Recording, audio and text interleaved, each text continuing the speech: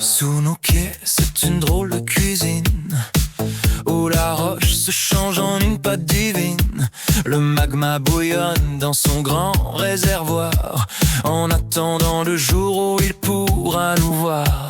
Il grimpe le long de la cheminée étroite, pousse sur les parois, cherche une porte droite. Il franchit le cratère et là, c'est le grand saut. On l'appelle la lave quand il sort du berceau. Boum, ça explose ou ça coule, c'est le chant des volcans. Le sang de la terre qui s'échappe en tremblant. Entre le rouge et le gris, c'est une autre histoire. Ouvrez bien vos oreilles pour mieux le savoir.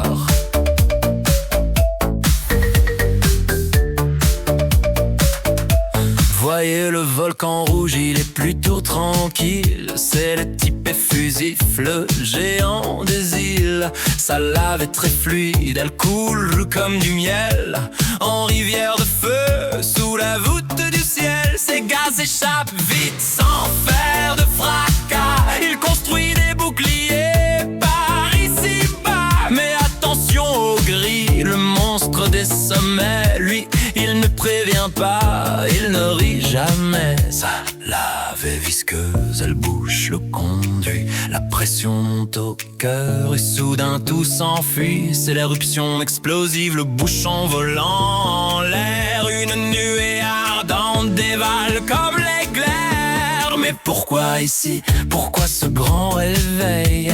C'est la valse des plaques, le puzzle de l'éveil. En subduction, quand une plaque plonge et cuit, ou sur les dorsales où le sol se construit. Et parfois un point chaud, au milieu de nulle part, perce la croûte épaisse pour prendre son départ. Boum, ça explose ou ça coule, c'est le chant des volcans.